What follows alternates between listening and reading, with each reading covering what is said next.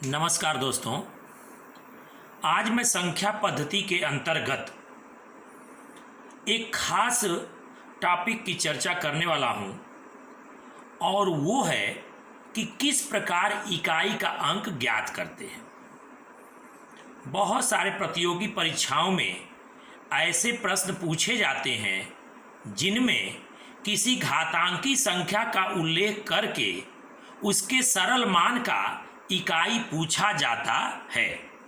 तो ऐसे प्रश्नों को सरल करने की जो आसान विधि प्रयोग की जाती है उसी की चर्चा मैं आज आपसे करूंगा।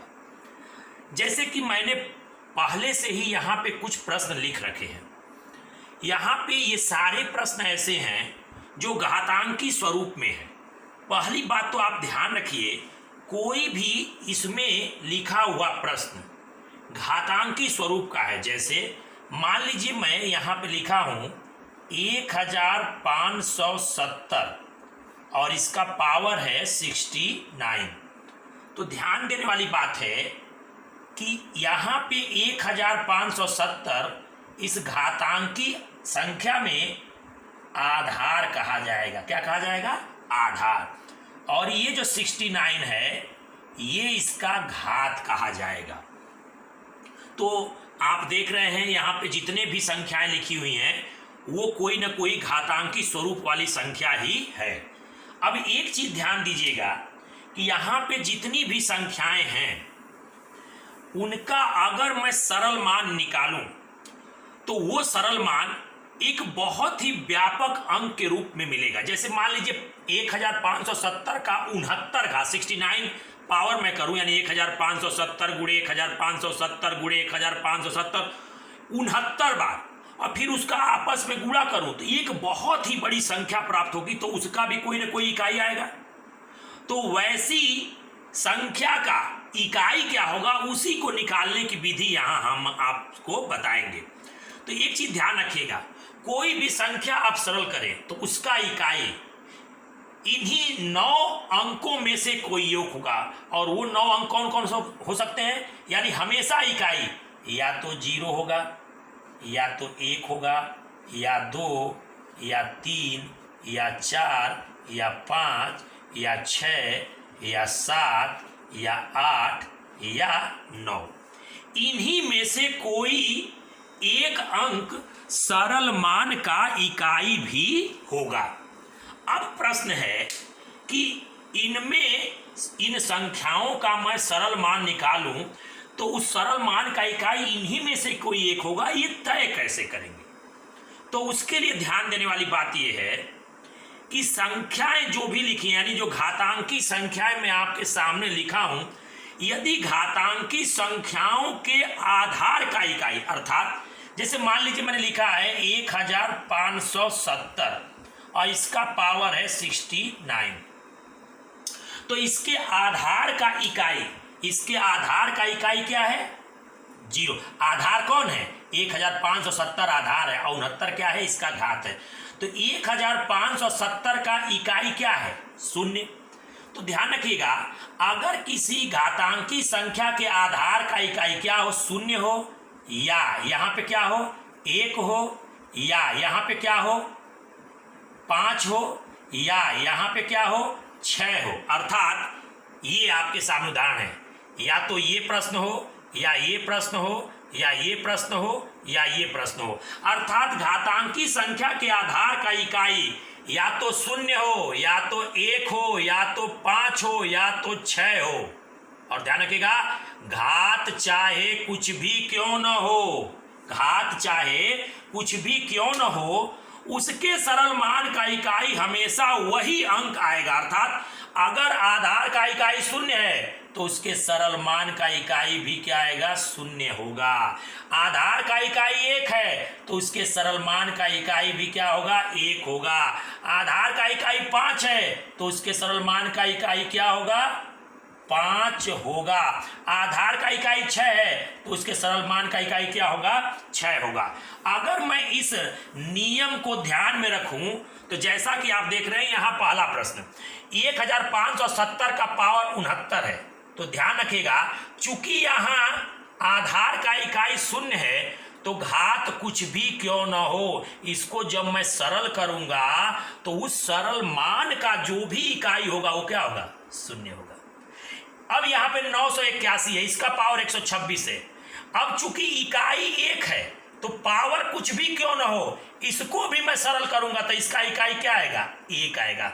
यहां 3625 है, इसके आधार का इकाई क्या है, 5, पावर 109 है, पावर से कोई मतलब नहीं, पावर कुछ भी क्यों ना हो, इसको जब मैं सरल करूंगा तो इसके आधार का इकाई क्या आएगा, 5। और 876 का पावर 99 है, फिर वही नियम, यानी कुछ भी हो, पावर कुछ भी हो, 876 का पावर 99 हो, 199 हो, 299 हो, जब इसका मैं सरल मान करूंगा तो उसका इकाई हमेशा क्या आएगा, 6। अर्थात ये बात तय हो गया कि किसी घातांकी संख्या के आधार का इकाई शून्य हो तो सरल मान का इकाई क्या आएगा, शून्य। आधार का इकाई 1 हो तो सरल मान का इकाई क्या आएगा, 1। आधार का इकाई 5 हो तो सरल मान का इकाई क्या आएगा, 5 ही आएगा।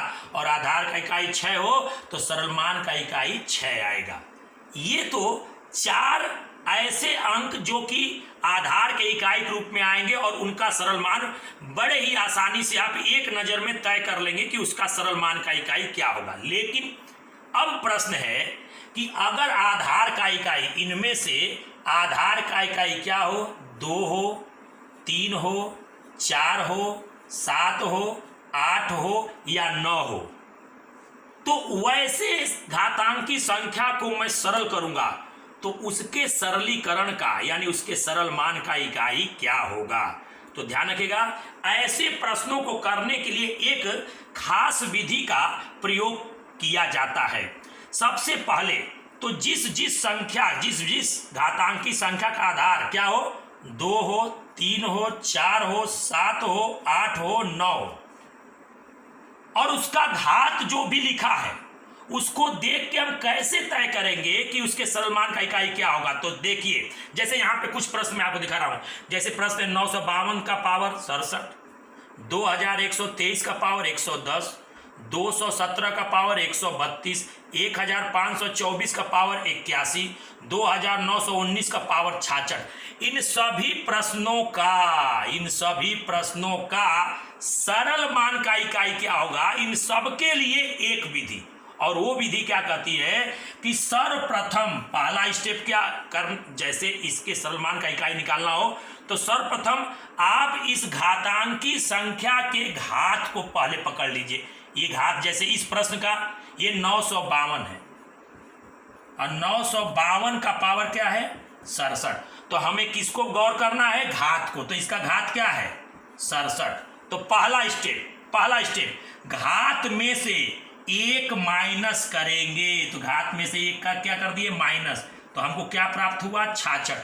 दूसरा स्टेप, प्राप्त संख्या में 4 का भाग देंगे। तो लीजिए 66 में 4 का हम भाग दे रहे हैं, 4 एकम 4, यहां पे आ गया 2, फिर 6, 4 6 24, घटाएंगे तो आ गया 2।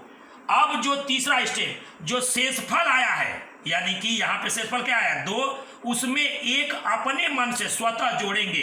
तो 2 में 1 जोड़ दिए तो क्या हो गया, 3। अब इस संख्या का इस आधार के इकाई पे घात लगाएंगे, अर्थात 2 पे 3 घात करेंगे, और 2 पे 3 घात करने पे जो अंक प्राप्त होगा उसका जो इकाई होगा वही इसके सरल मान का इकाई होगा। चलिए 2 पे 3 घात करते तो क्या आएगा, 8, यानी इसके सरल मान का इकाई क्या होगा, 8। और यही प्रक्रिया इसमें सभी प्रश्नों में प्रयोग करेंगे। यानी कि ये नियम क्या कहता है कि सर्वप्रथम हम क्या करेंगे, घात में से क्या करेंगे, 1 माइनस करेंगे। दूसरा स्टेप, जो संख्या प्राप्त होगी उसमें भाग देंगे, किसका, 4 का। तीसरा स्टेप, जो शेषफल प्राप्त होगा उसमें स्वतः क्या जोड़ेंगे, 1 जोड़ेंगे। चौथा स्टेप, शेषफल और 1 जोड़ने के बाद जो संख्या होगी उसको आधार, घातांकी संख्या के आधार के इकाई का क्या बनाएंगे, घात बनाएंगे।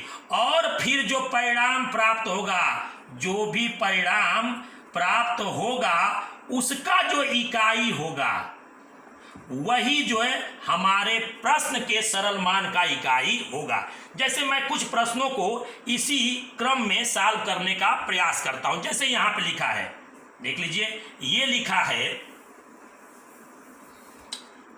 2123। अब इसका पावर क्या है? 110। तो पहला स्टेप क्या कहता है?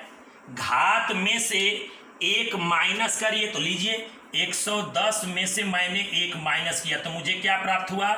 109। दूसरा स्टेप, अब इसमें 4 का भाग दीजिए।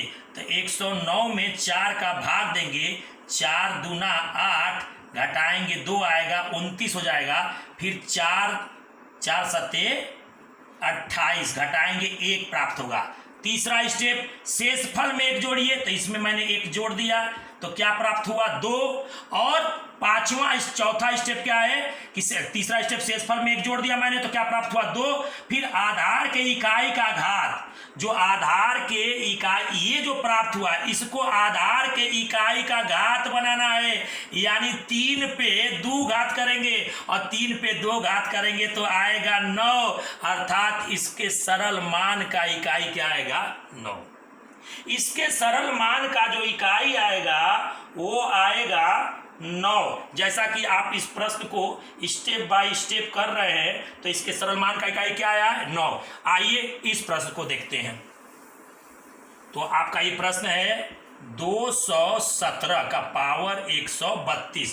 पहला स्टेप, घात में से यानी 132 में से 1 माइनस करिए, क्या मिलेगा? 131। अब 131 में दूसरा स्टेप, 4 का भाग देंगे। 4 का भाग दीजिए, 4 तिहाई 12, घटाएंगे 1, फिर 1 उतरेगा, 4 दूना 8, घटाएंगे 3 हम प्राप्त होगा। अब शेषफल में 1 जोड़िए। तो 3 में 1 जोड़ दिए, क्या मिला? 4। अब इस 4 को इसका पावर बनाएंगे, इसके आधार का पावर, यानी ये हो गया 7 पे 4 घात, अर्थात 7 गुणे 7 गुणे 7 गुणे 7। तो ये हो गया 7 गुणे 49। और फिर इनके इकाई का आपस में गुणा करिए। तो 9 गुणे 9 आ गया 81। तो 81 में इकाई क्या है? 1। तो इसके सरल मान का इकाई क्या होगा? 1 होगा। आइए आते हैं अगले प्रश्न की तरफ। और अगला प्रश्न कुछ इस प्रकार से है, 1524 का पावर है 81। 1524 का पावर 81 है। और अगर हम इसको करेंगे तो पहला स्टेप, घात में से 1 घटाइए। तो घात में से 1 घटाएंगे यानी 81 में से 1 घटाएंगे तो क्या प्राप्त होगा? 80। 80 में दूसरा स्टेप, 20, 4 का भाग देंगे तो ये 2 बार में 8 आएगा, कट जाएगा 0, तो यहाँ 0, ये पूरी तरह से कट गया, शेषफल 0 आया। तो शेषफल में 1 जोड़ेंगे तो 0 और 1 क्या हो जाएगा? 1। अब इसे उठा के इसका घात बनाएंगे, इसके आधार का घात। तो 4 का पावर 1 करेंगे तो क्या आएगा? 4, यानी इसके सरल मान का इकाई क्या आएगा? 4। अब अंतिम प्रश्न की तरफ बढ़ते हैं। जैसा कि आप देख रहे हैं, ये है 2919 का पावर 66। पहला स्टेप, घात में से 1 घटाइए। तो 66 में से 1 घटाएंगे, मिलेगा 65। दूसरा स्टेप, इसमें 4 का भाग दीजिए। तो 65 में 4 का भाग देंगे, 4 एकम 4, घटाएंगे आएगा 2, यहाँ हो जाएगा 25। तो 4 छके 24, घटाएंगे 1 आएगा। अब इसमें तीसरा स्टेप, शेषफल में 1 जोड़िए।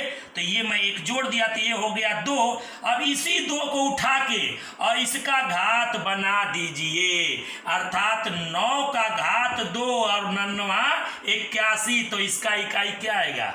1 आएगा। तो दोस्तों इस प्रकार से हम इस तरह के प्रश्नों को बड़े ही आसानी से सरल कर सकते हैं, अर्थात किसी भी घातांकी संख्या के सरल मान का इकाई पूछे तो हम इस प्रक्रिया द्वारा उसके सरल मान का इकाई ज्ञात कर सकते हैं। उम्मीद है कि आपको मेरा ये वीडियो पसंद आया होगा। मैं आपसे गुजारिश करूंगा कि मेरे इस वीडियो को ज़्यादा से ज़्यादा शेयर और लाइक करें। बहुत बहुत धन्यवाद।